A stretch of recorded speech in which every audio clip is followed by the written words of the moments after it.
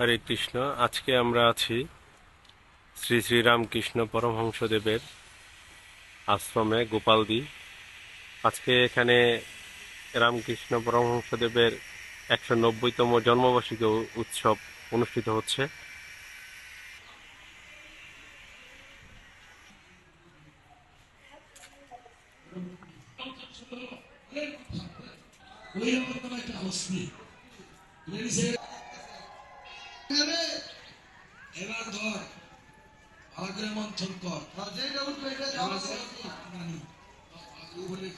এখানে রামায়ণ শুরু হয়েছে, রামায়ণ পাঠ হচ্ছে, খুব চমৎকার। মাত্র শুরু হলো।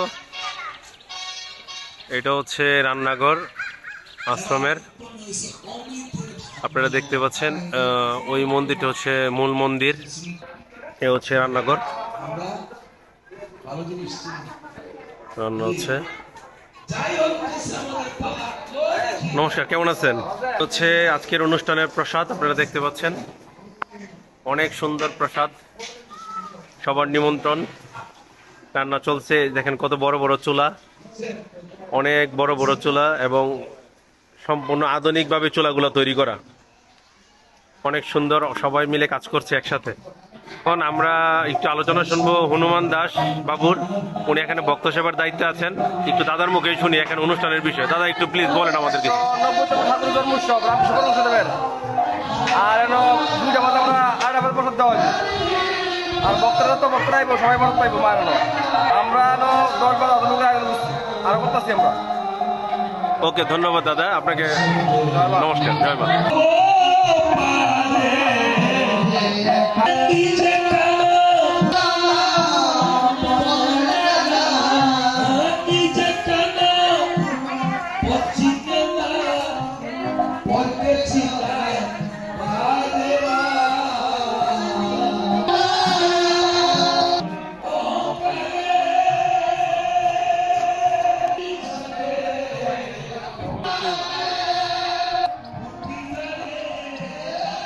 অনেক সুন্দর জায়গা, খুব পরিপাটি করে সাজানো হয়েছে এই আশ্রমটাকে, দেখতেই পাচ্ছেন, নতুন করা হয়েছে।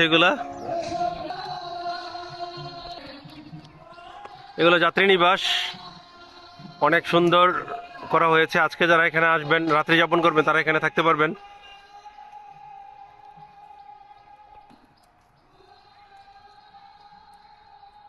এগুলো সব যাত্রী নিবাস। এটা হচ্ছে আশ্রমের শেষ সীমানা, আপনারা যদি দেখতে পাচ্ছেন, একদম ওয়াল ঘেঁষে বিশাল বড়, অনেক জায়গা নিয়ে এই আশ্রমটা। এখানে সুন্দর একটা সময় কাটানোর জন্য, একটা ভক্তিমূলক সময় কাটানোর জন্য এখানে আসতে পারেন আপনারা। এত সুন্দর একটা স্থান। এটা হচ্ছে গোয়ালঘর, যেখানে গোমাতারা থাকে। এই যে গোয়ালঘরের ভিতরের অংশ পরিষ্কার পরিচ্ছন্ন হচ্ছে।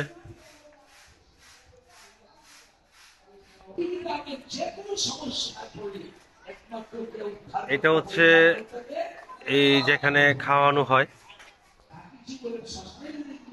একসাথে কয়েক হাজার লোক বসতে পারে। আপনারা দেখতে পাচ্ছেন এখানে প্রসাদ পাচ্ছে লোকজন। ওকে, দেখতে পাচ্ছেন এখানে প্রায় 1000+ লোক এই জায়গাটায় বসতে পারে। অলরেডি ভক্তরা বসেছেন প্রসাদ পাওয়ার জন্য। বিশাল বড় জায়গা, অনেক সুন্দর এবং অনেক পরিপাটিভাবে সাজানো গুছানো। এখানে আছে হাত ধোয়ার জায়গা, থালা বাসন ধোয়ার জায়গা।